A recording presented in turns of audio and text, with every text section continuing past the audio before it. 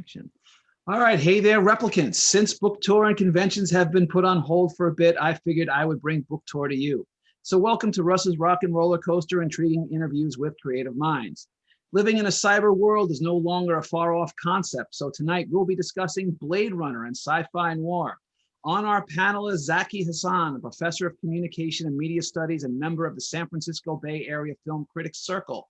His reviews and analyses have appeared in venues such as the San Francisco Chronicle, IGN, and Philly Weekly, and he is co-host of the Movie Film Podcast. He has also contributed to books on the Star Wars, Planet of the Apes, and of course, Blade Runner franchises. Hello, ZAKI.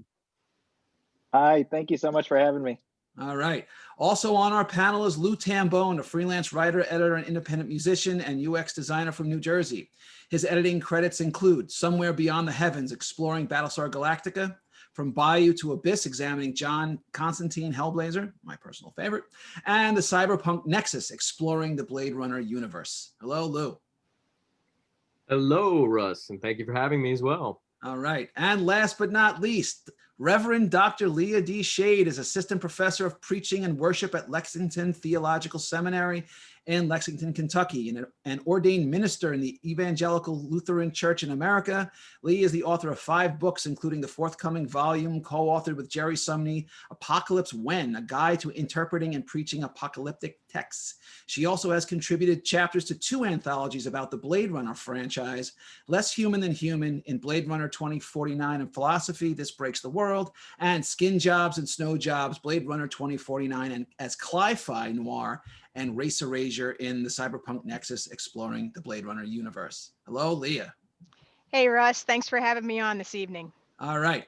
For those of you tuning in, feel free to send me questions in the chat box for the panelists throughout the hour, and we'll get to some at the end. Okay, so let's start out first just by defining our terms, right? We've got sci-fi noir and we got cyberpunk. What are we even talking about? Leah.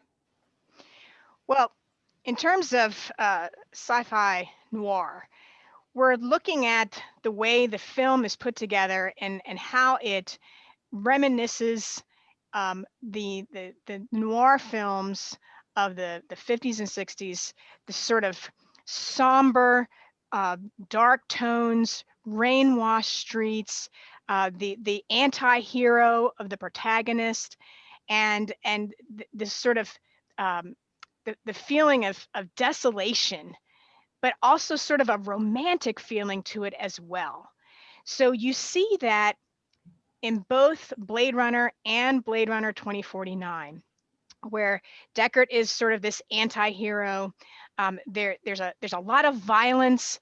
There are the certain tropes of the femme fatale, seedy characters on the edge, and really questionable moral activities, immoral activities by all characters. There's no real good guy or bad guy in these films. That's one of the characteristics of noir films. So what we're seeing here in Blade Runner is a recapitulation of those themes. But then what I say is we're also seeing it as cli-fi, which is short for climate fiction. So we're seeing how climate change is being narrated through science fiction and actually taking what is happening right now, sort of spinning off what we might see in the world ahead. And so when you look at Blade Runner 1982, it was really ahead of its time in seeing some of the changes of the climate and imagining what a world might look like.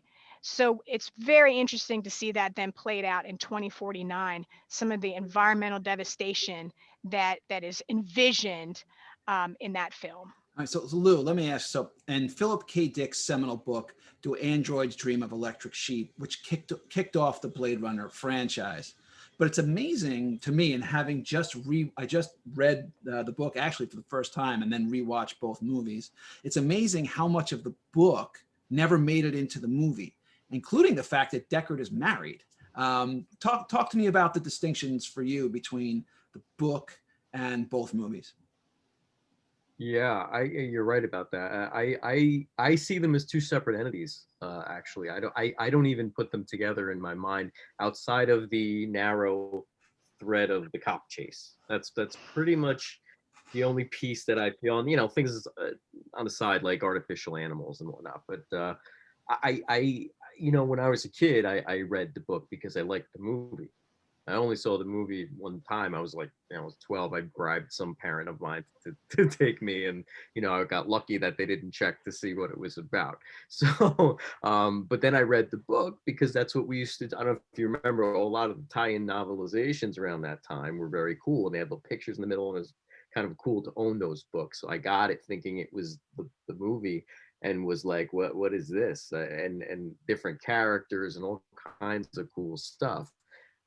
Yeah, so I don't know if I answered your question. Actually, I think I went off on a tangent, but yeah, I see them as two separate things, and I still hold to this day, and maybe I can do a crowdfunding or something if I ever get into movie directing. I would like to actually make that film, like of You Enter a Dream of Electric Sheep. I think that it's so different and has enough guts to it that it would hold up as a film today if done right with the new technology, maybe even a Netflix thing or something. But Zaki? did I answer your question? Well, so Yeah. I have not read the book, so I'm the one person in here Okay. that views it.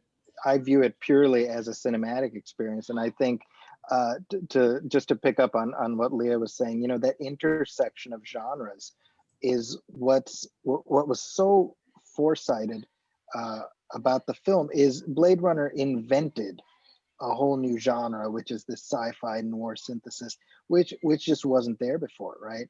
And I think the ultimate measure of how far-sighted it was is that it didn't work for anybody back then. I mean, it came out and it didn't perform, right? And yet, how many films in the decades since, both good and bad, because there have been plenty of both, have said, I was inspired by Blade Runner. I mean, everything from Dark City to Highlander 2, right? There's their spectrum. They all owe a debt to the visuals and the stylistic approach and the storytelling approach of Blade Runner. So that's what's so impressive about that. So I want to dive a little bit into this, and I think it's one of the core themes, one of the underlying themes of Blade Runner, and actually the term Blade Runner does not appear in the book, is that replicants are deemed less human than human. They are designed and mass-produced as slaves. But are the replicants the real monsters, or the humans who create and enslave them? Zaki?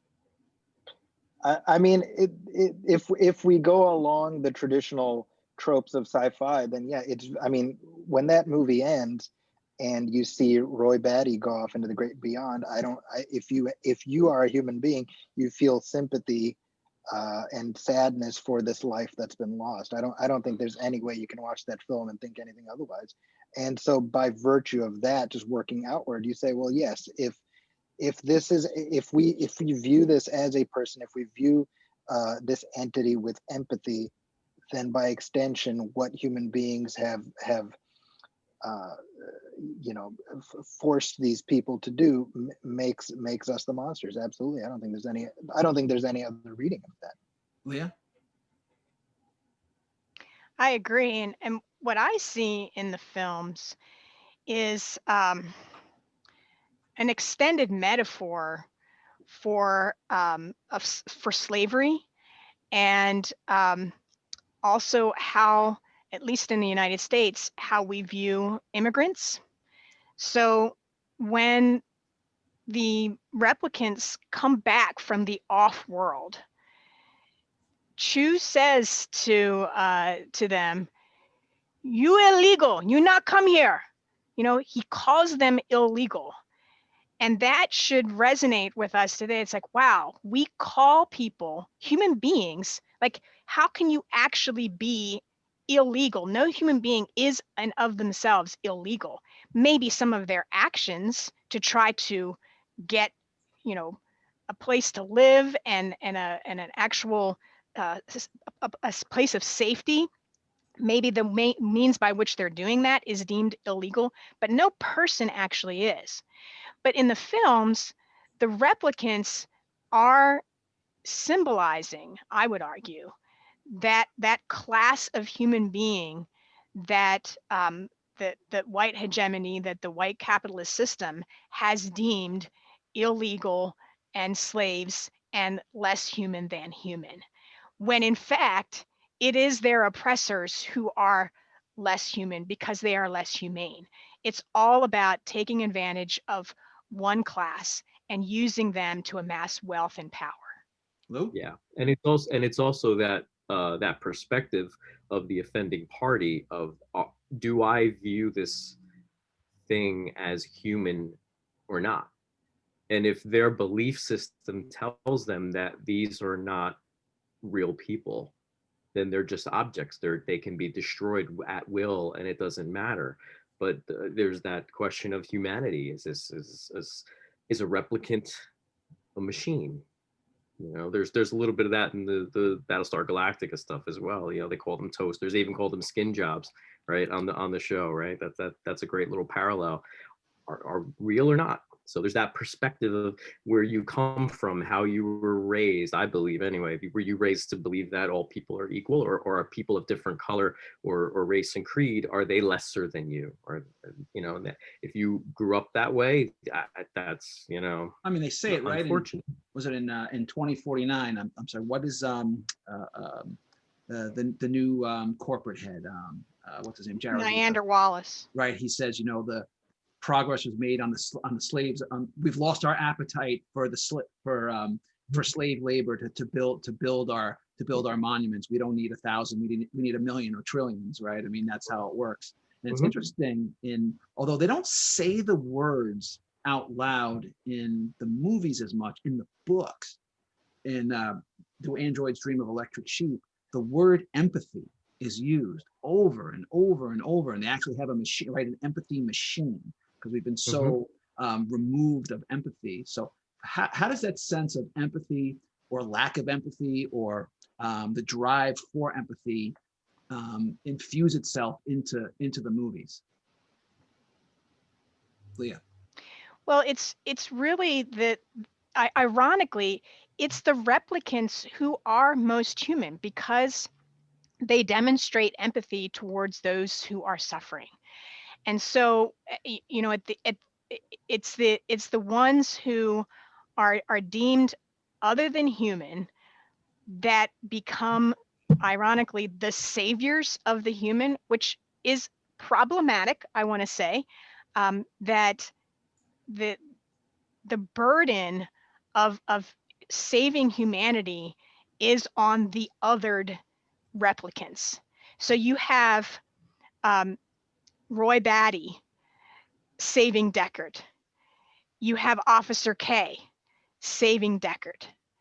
You have this repeating of the, you know, the almost the messianic complex that is put on the suffering servant. So now we're going to get into a little bit of theology here and biblical imagery. So, you know, when you see the nails piercing Roy's hands, I mean, that was pretty spot on. Yeah, I mean, it's you can't avoid that. And him, you know, picking up with that hand, picking up Deckard, and then he's holding the dove. I mean, the symbol of the Holy Spirit, the symbol of peace, and then letting it release. I mean, the religious symbolism in that movie is incredible. And so they are the replicants are the ones who start out with having very little capacity for emotion, but then not having the maturity to know how to deal with these emotions, but they're the ones that show the most compassion. I mean, what I thought was sort of fascinating, and I'd like to hear you guys' thoughts of this. So the idea that, you know, that mankind, whether their motivations were justified or not justified, we're going to create these, you know, humanoids, for lack of a better term, to do the dirty jobs that we don't want to do. But they created a human or a human-like figure, but with the belief that they couldn't or shouldn't be allowed to develop emotions. Well, how do you create a life that's so close to human, and not include or believe that an emotional system would develop, or that it would be reasonable to suppress it. Zaki?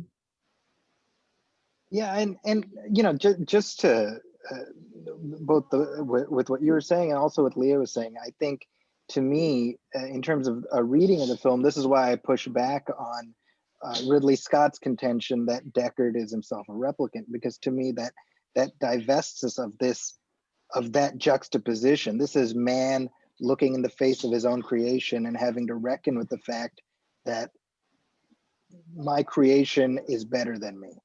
And how do we reconcile that, you know? And I think that's really, I mean, that strain puts Blade Runner in a continuum that goes all the way back to Frankenstein. You know, I mean, it's asking those exact same questions. Roy Batty is just a space age Frankenstein monster. Like that. That's really good. That's like a great that. insight. I want that on a Zaki. t-shirt. That's great. So let me ask you, we brought up this a little bit and I want to go back to it. So, you know, with all the talk of enslavement in the Blade Runner franchise, the book, you know, the original source material and the movies, there are fairly obvious references that replicants are sort of the blacks of that society, right? Or the minority culture of that society. Yet there was a noticeable absence of black characters, especially the leads, in both movies. So what's your take on that, Lou? Yeah, the whitewashing aspect. I mean, back in '82, I guess that was fairly common. Not saying it's correct, but I think it was a fairly common thing. Leah made a reference to Lando Calrissian in the Star Wars universe in her essay in our book, and I thought that was pretty spot on. It's like, you know, sprinkle whoever in where it's possible instead of going forward with diversity, which is more representative of the world today. I mean, I always find it a little, and I'll go on a tangent for a second. I always find it a little grating when I watch something that takes place in New York City. I worked in New York City for years and years and years, so I know the landscape, you know, where I walk and who I see. And I see a show that takes place in New York City and it's just all white people walking around. And that's not right, you know. that's not right. So I think that the latter Spider-Man movies Marvel are doing are getting a little bit more on board with that, and I think they're much more representative of a real world. The thing about these films is that they may be fantasy and fiction, but there's some of them are grounded in the real. They're supposed to be taking place in the here and now. I mean, even if you could excuse perhaps in Blade Runner because maybe it was more of a reflection of its time. But in the sequel, certainly, I mean, theoretically, we're sort of a more evolved culture, and really, all the leads were white. I mean, and there were so many opportunities. Yes. Right. You know, just imagine if Lieutenant Joshi had been a black woman. That would have been that was a slam dunk. How would that have been? You know, or Angela Bassett in that role. Oh my gosh. You know, I thought of her right when you said that. Yeah, I mean, that would have been incredible. And what you and know, not taking anything away from Robin Wright, who was good in the role. No, she was fantastic. But it just goes to show that not only do we need more actors of color in sci-fi, we also need more directors of sci-fi. You know, so I'm thinking about Jordan Peele's work with the reboot of Twilight Zone, where he really is going into those, he's asking critical questions about race, about what does it mean to be an immigrant, what does it mean to be a male, and really doing some fantastic imaginative work. I mean, they're not, some episodes are a hit or miss, but it just goes to show what happens when you have somebody who's had experience as an othered person, what lens they can bring to fantasy and sci-fi. It's incredible. It's like night and day. I mean, I'm sure it was sort of not intentional, but you could make an argument that the lack of leading, you know, people of color in at least the second Blade Runner movie was almost an unintentional metaphor for the themes of the movie itself, right? That you know, people of color, you know, minorities really are second-class citizens. right? The replicants are second-class citizens, and they had an opportunity to have people of color in this movie, and they didn't. They were sort of, unintentionally saying it again. We could have, but we didn't.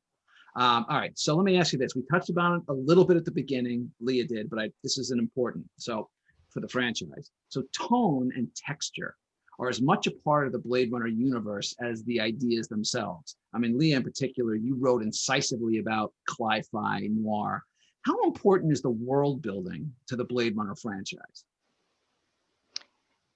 The world building is very important because one of the things, and I'm a climate activist, and one of the things that I hear in my circles is that there isn't enough story, there isn't enough narrative around climate and environmental issues that allows people to understand what's going on. So we see that there is a the dystopian genre with things like The Hunger Games, things like Divergent, where they're projecting out what are the long-term effects of the things that we're doing now. You see that people are they're consuming this, but I do wonder sometimes if it just becomes like voyeurism, like climate now, like climate voyeurism, that we can sort of see and, oh, isn't this horrible?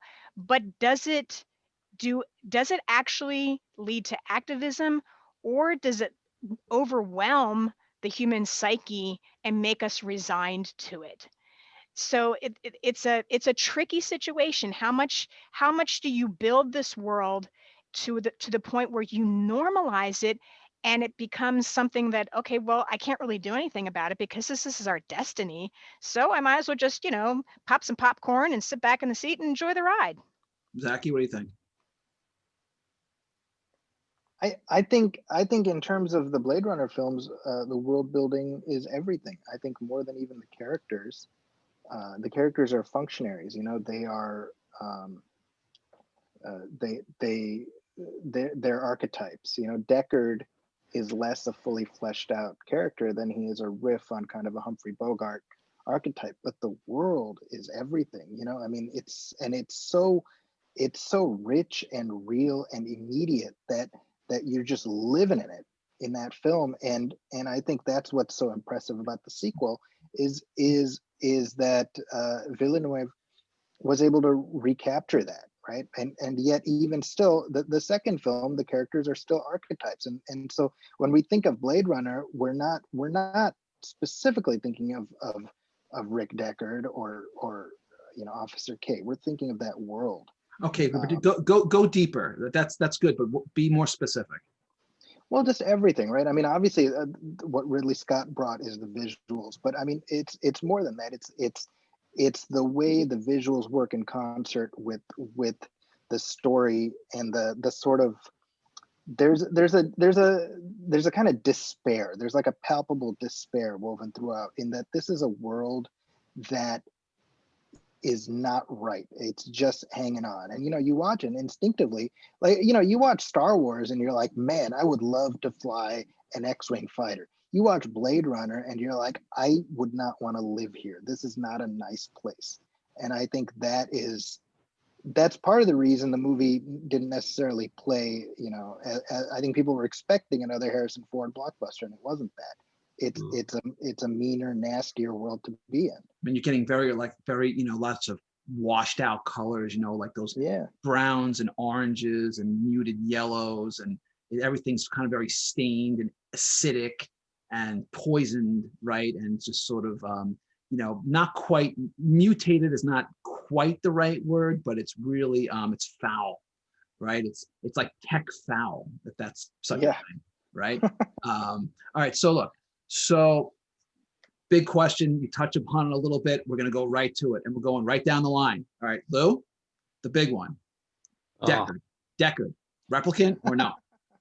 You can't just say yes or no to that. I'm putting you to it. Ridley Scott is leaning heavily to yeah. Harrison Ford, anybody else like that, they're like, no. I used to say no because I didn't want him to be. But when the facts were put together, and then the two movies you put them together. Like I really, and one of my essays in the book is coming to terms with the fact that he is a replicant. So I'm gonna go yes, even though I don't want to, but I'm gonna go yes. Leah? It would depend on when you ask me. So when I first heard that rumor back, when I was younger, I was very averse to thinking of this because I couldn't imagine my hero being not human. However, the 2049 movie made me do some rethinking about this. There's something really fascinating about these, if he is a replicant, that these two replicants were able to create life and do it on their own terms. So it's almost got like an immaculate conception kind of thing going on here. So again, getting into some of the religious stuff here, like there's no way possible. So, but someone else pointed out to me, it might even been you, Lou, I don't know, that even a replicant and a non-replicant, human, that also would be virtually impossible. But I think the idea of these two coming together, and like this is their people. There's something about solidarity with this. There's something about claiming their identity as this race. There's something really fascinating to me about that. Zaki? So I'm going to approach this slightly differently because my relationship with the film differs slightly in that my first viewing of it was the director's cut, where the business with the unicorn stuff was right there, and so I viewed it first with Ridley Scott being like, "Here you go, Deckard's a replicant," and so that was how I always viewed it, and then. It was only later that I heard, Harrison Ford be like, "No, I don't think so." There's my Harrison Ford impression, by the way. And slightly more mumbly, but you get it. To me, like I said earlier, I think the climax of movie one works just on a thematic level if it's man and creation having this final dialogue. That being said, I think the genius of movie two is it's Villeneuve saying it doesn't matter. That's the beauty of it. He glances right past that question because that's the whole point. Big picture, it doesn't matter. Like that's the genius of Blade Runner 2 is you can come at it from Deckard as a replicant. You can come at it from Deckard as not a replicant. Either way. The way you ducked that question, you should run for office. Okay.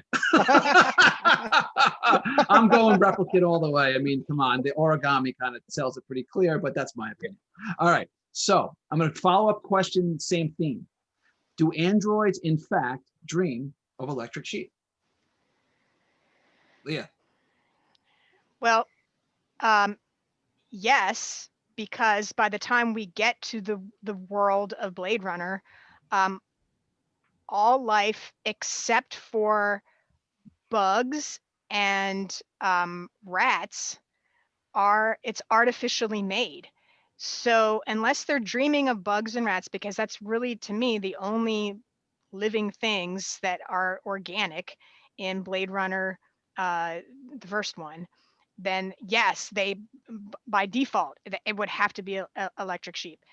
And by 2049, not even the trees are real. I mean, that lone tree held together by stakes and ropes. Yep. So even dreaming of, zombie trees and, grubs, it's, they're dreaming of electric sheep. Lou? Yeah, I mean, I like those points. Those are good points.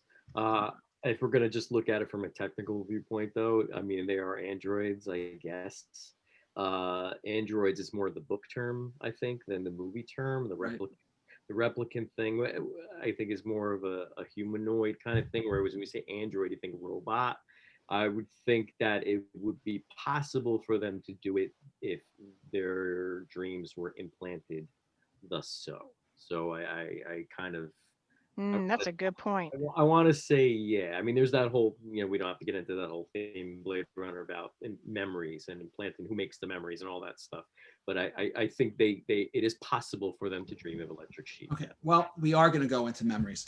Okay, so in 2049, Kay goes through his Pinocchio journey. But in the end, did he accomplish his goal? Zaki. Wow. Hmm.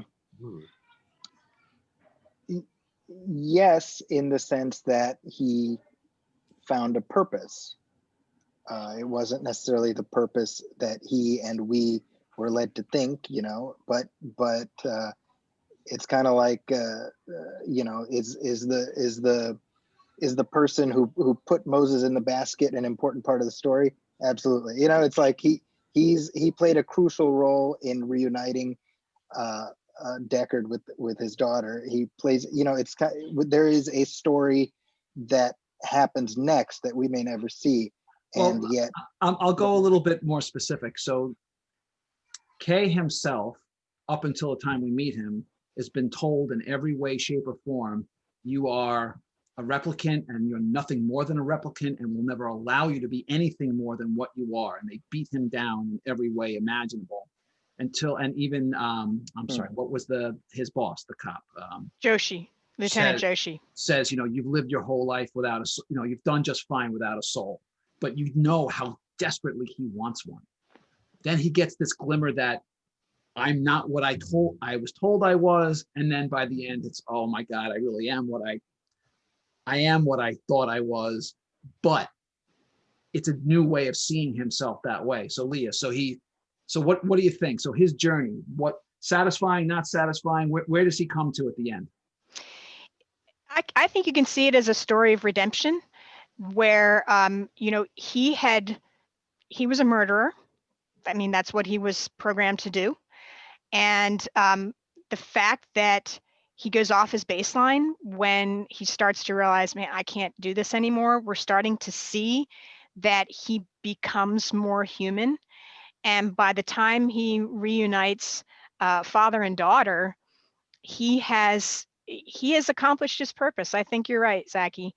But you know, there's something also very poignantly sad and bittersweet at the end, where I say in my chapter in the book, you know, that the last line for Roy Batty is that all these moments will be lost in time like tears in rain. And there you see Officer K, and the snow is swirling around and just covering up where he had been. So all these moments will be lost in time like footsteps in snow. And so there's something very sad about, will anybody remember him? Did he exist? So I think there's some ambiguity that the film leaves us with. Lou? And to tie into that, have we done anything with our lives as human beings? Will anyone remember us? Did we do anything important? Did we just get from day to day and go to work and go home and go to sleep? And maybe that is all we want to do. Maybe what we did was we raised children and that was our mark. But did we leave that mark? Did we do it correctly? Will anyone remember us? Who knows? So yeah, those I can't say it any better than Leah and Zaki did. I think they hit it on the head. I'll just add that little bit on the end. That's it. All right, so one could argue that Blade Runner, the movie, did not require a sequel. It just stood by itself. Was 2049 a worthy follow-up? And is there enough left unanswered to warrant another movie? Zaki. So I will first of all echo what you said right up top. It did not require a sequel, and the fact that they got this really extraordinary sequel out of it, to me, that's like you take the win and you walk off the field, because there is room in this world absolutely for more, but I think sometimes it's okay to sort of let that story exist in all of our collective mind space. And just to add to the point I'm making, I viewed the sequel. I think I even said this in my review. I think of it as like an epilogue. This is the epilogue to Blade Runner. So there's Blade Runner, the movie, and then there's the epilogue. Here's what happened however many years later. But what's extraordinary is my brother, my older brother, he watched both films recently for the first time, and he loved the second one, and he says, I think of Blade Runner as the prologue to Blade Runner 2049. That's the movie. Isn't that amazing? How it's just based on when you happen to look Wow. in. That's awesome. Leah, what do you think? Yeah, I would never have thought that they would make a sequel. When I found out that they were, I was, over the moon. And I will never forget when I first saw the first Blade Runner, and I will never forget the experience of seeing the sequel. It was like no words. I mean, I just, I'm speechless sometimes. I just get verklempt. And what I want to say about a sequel to the sequel, so a part 3, if they go in that direction, the thing that fascinates me the most is the character of Anna Stelline, because here she is, this miracle child, and she's trapped in this bubble. We think, we don't really know if she can't get out. We don't really know. But she is now the key to both the human project and the replicant project. They both need her. And to see a third movie where we have a heroine, and if they, correct the whitewashing and start to, make this something that really reflects the experience of the oppressed, and it's done with a director of color, I mean, there's really some great potential there. But there's also a potential for huge letdown. I was really surprised that I wasn't let down by 2049. I wasn't. I was absolutely, all expectations met and exceeded. Agreed. Lou. To tie into that, what you were saying, Leah, about her being the key, an important thing for our next film would be to not see her as an object, because they need her, but they may view her as a thing and not a living creature. I want this thing so I can make more of it, or I want this thing because it's mine and I want to keep it, and it's, I made this. So there's, and then but the thing that I found interesting about a sequel, but before I say that, sorry, talking about Dr. Stelline, I had one more point. I really love the fact in this film that Wallace was looking for her, and she was under his nose the whole time. She was working there, supplying him with things. I blew my mind. I love that whole part of it. But sequel, the Replicant Rebellion. I mean, that looks like where it was going. So I believe it may surround, or it may be more about that than maybe Dr. Stelline, but I think they will have a thread in that, hopefully, and if they go forward with. All right, one last question. All right, outside of Blade Runner, what other books, stories, authors, movies to you are seminal, cyberpunk, or sci-fi noir?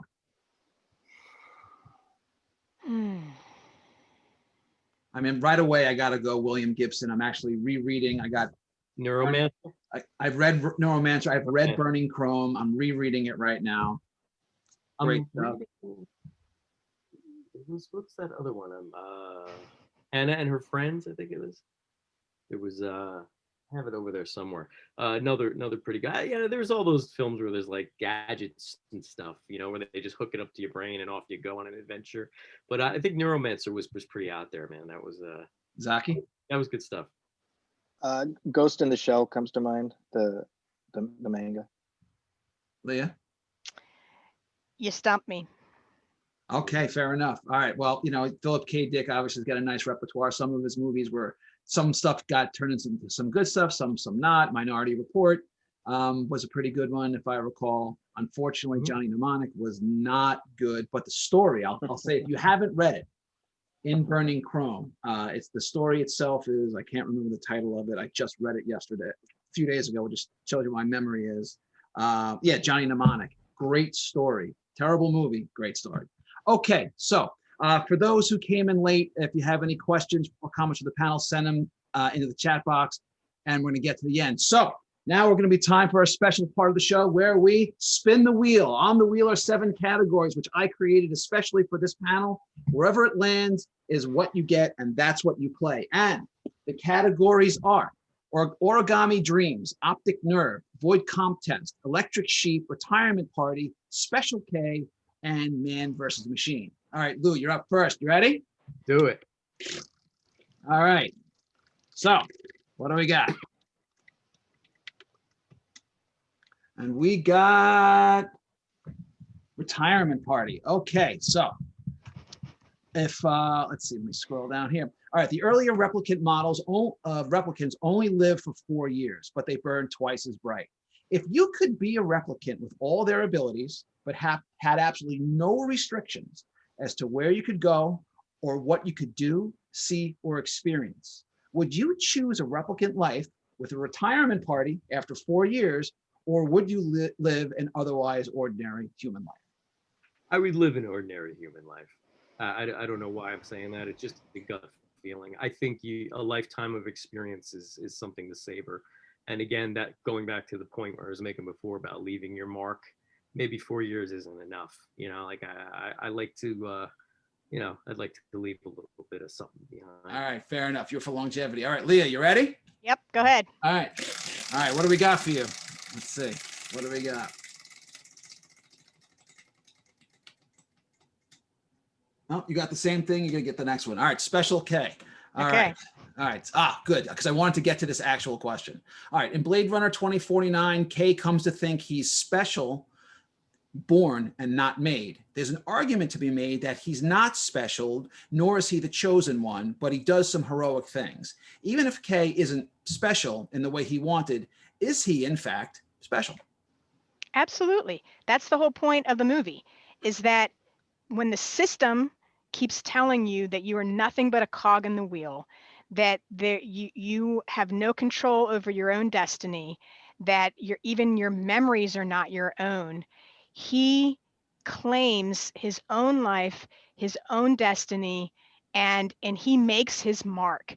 That this is a movie that could not have happened without him.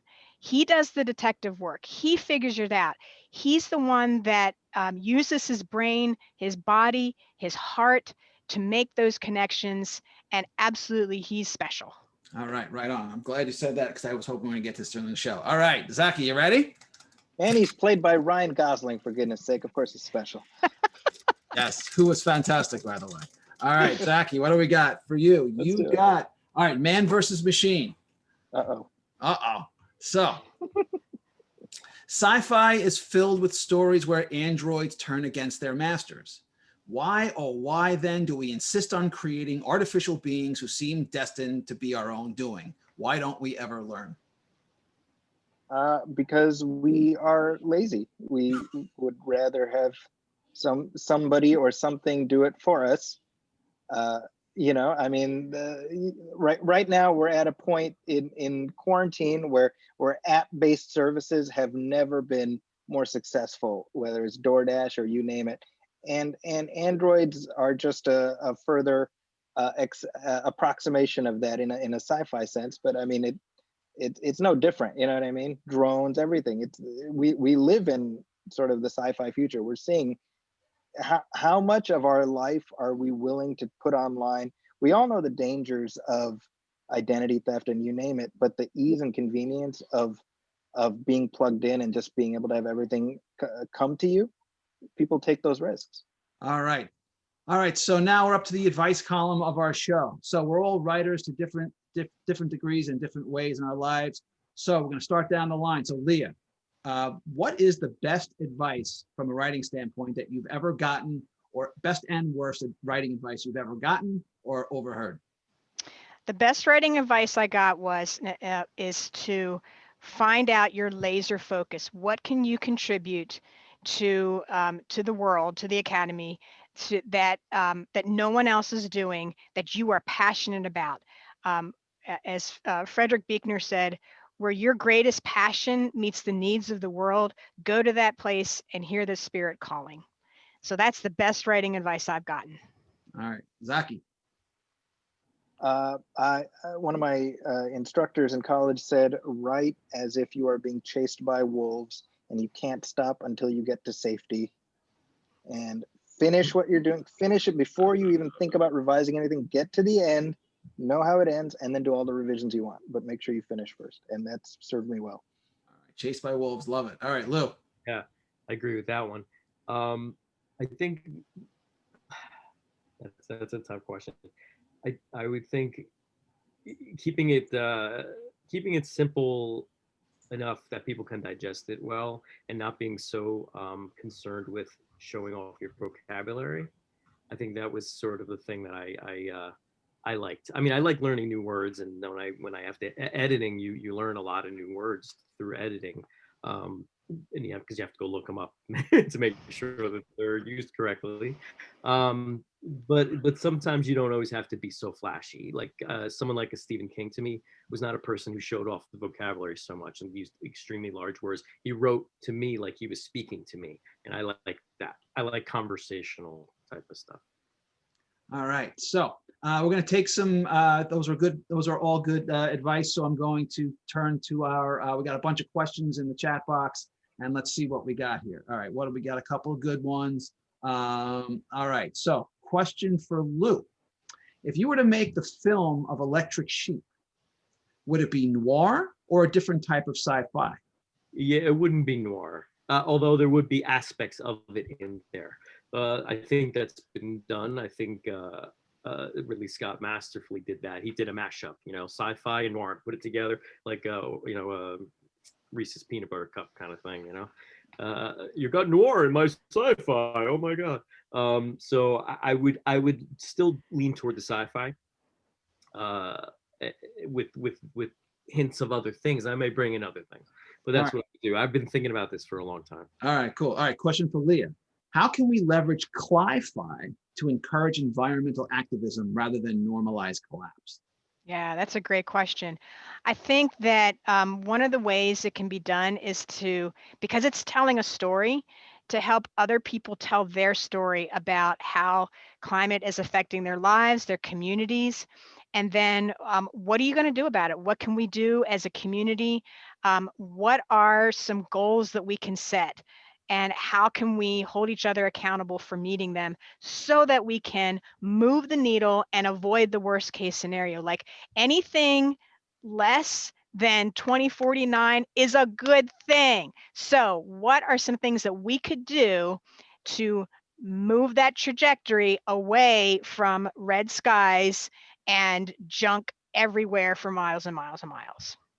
All right, so here's one. I'd like to hear some commentary from the panel on how the Blade Runner aesthetic and even the cyberpunk high-tech low-life ethos has slowly transformed in the public consciousness from a warning of an undesirable future to something sexy and chic.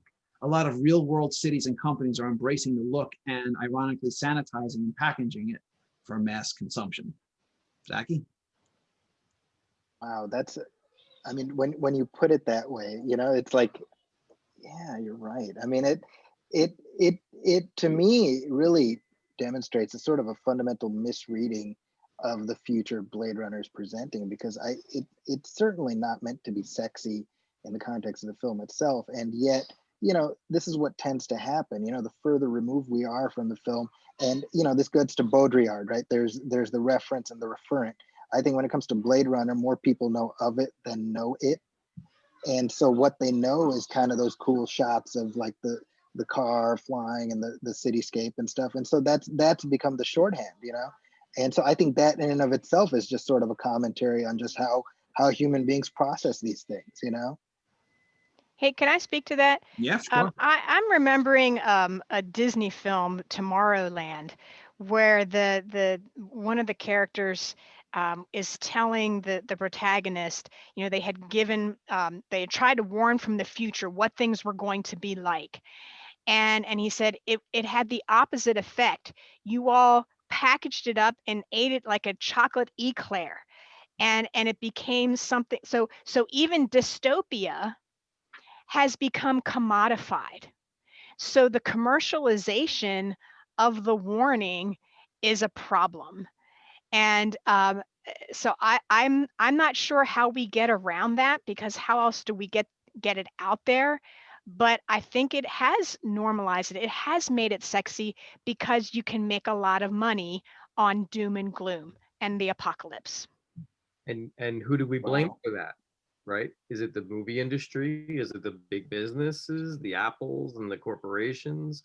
And if so, how do we fix it? Right? How do we get the message out there without making it like, Well, and I think part of it speaks to, I think psychologically, this is humanity's way of processing what it's seeing. And it's similar to some of the apocalyptic stuff that comes out of the right wing fundamentalist Christianity, all of Mm. the millennialism, Late Great Planet Earth, the Left Behind series, which is like Christian sci-fi. And it's incredibly dangerous, because what it does is it disempowers people to take action to make the world a better place and to improve things. So whether it's in the secular world or whether it's in the sacred world, there's a danger in this kind of literature and these kinds of movies and these kinds of things, um, deactivating people instead of activating them Mm. for doing the work that needs to be done. Yeah, that's a good Wow. that's a nice point. And I, Amazing. because there's one question I wanted to dive into just a little bit deeper before we wrap up, and this one, and I know she's out there, so I'm giving all the credit here to my good friend Kelly Fitzpatrick, who wrote an essay in Lou's book about the really extraordinary torture that Kay goes through in the first movie. And the void comp test, it's sort of more of a conversational situation. We ask a couple of questions and they're reading your lines. But when Kay goes through it, it's this oppressive, the sounds and the repetition. It's like this gunfire, just trying to rattle his soul and see if he'll crack, just to completely and utterly dehumanize him in every possible way. So I'd like to kind of get your sense of, on a human level, even though Kay is technically not human. What do you take from that? Just oppressive, aggressive dehumanization of this character, and as we're going to understand that every replicant goes through something similar. Lou? Yeah, that whole baseline thing blew me away in the film. That was probably one of my favorite parts of it, with just those two scenes, or however many there were, those couple of scenes, that voice, and both Kelly and I talked about it. She did an entire, she went into places that I didn't even think of. You put out a call to writers and you say, write me something, and it blows you away. Everyone on this panel, everyone in the book, just whoosh. I see Mike there. I see Kelly. These are people who have written fantastic.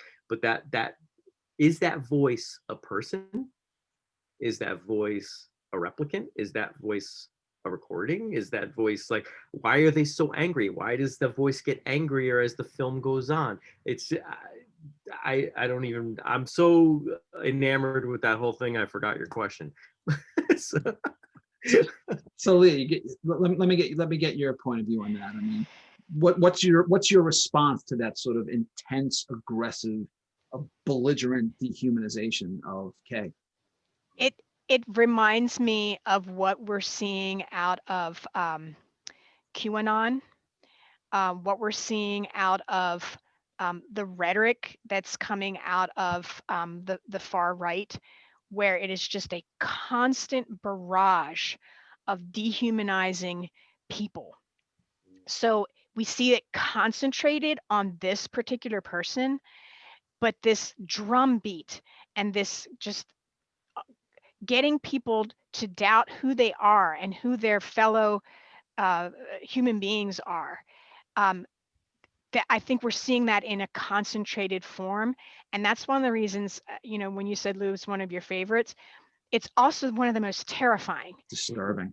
It's Yeah. very, very, it's psychological torture is what it is. It's about control. Mind control. How do we keep under control? And we're seeing brainwashing happening in this culture. We've seen it over the last, 4 to 10 years. And it's accelerating because of tech, because of social media, because of Parler, because of these things. And so this, again, it's dystopian, but we're seeing it. I mean, that's the thing about science fiction. It takes a little bit of truth of what's happening right now, amplifies it, spins it out, and that's what we're seeing. All right. All right. Thanks, guys. This was great. So now we're going to do a little shameless promotion. I'm going to do a little shared screen here, and then we're going to call it a day. So let's see. All right. So Leah, talk to me. What are we looking at? Nothing yet.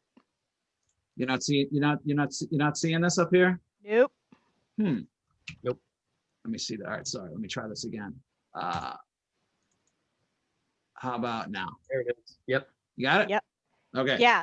Okay. So not only did I write an essay for Cyberpunk Nexus, but with my colleague Emily Askew, who is a fantastic theologian and teaches with me at Lexington Theological Seminary, we wrote an essay in this book that's called Less Human Than Human, and it's looking at we're examining 2049 from the perspective of immigration and ICE and DACA, and seeing the metaphors drawn out there. So I was really glad to work with her on that. And this is another great Blade Runner book. All right, cool. All right, so what else we got? Hang on. Oh, there we go. Lou, talk to me. Hey, all right. Everybody knows that one. Labor of Love, this book. It started when 2049 wasn't even a twinkle yet. And that's how long that book went on. And I'm glad in retrospect that it did take so long to come out, because by that time 2049 trailers and the film had come out, and I was able to get Leah and Kelly and Nathan Butler all involved in the book as well, because we had to cover 2049 since it was released. But anyway, a lot of fun writing this book. It's very, very near and dear to my heart, and I appreciate and thank everyone who was a part of it, all you guys and everybody in the room, and just everybody, just really amazing work. So thank you all. All right, and ZAKI, you got a piece in here too. Yep, I do. That's right. Yeah, thank you. Thanks for the opportunity. All right, so, all right, and as for me, since we've been talking about Blade Runner, Cyberpunk, and Sci-Fi Noir, hot off the press is my own Sci-Fi Noir, Crackle and Fire, featuring my hard-boiled intergalactic private eye, Angela Hardwick, who is hired to find a missing intern with stolen corporate files, but soon finds herself tackling with dueling gangsters, hostile protesters, and a madman from Earth with galactic ambitions of his own. Crackle and Fire is available on Amazon and published by Crazy Age Press.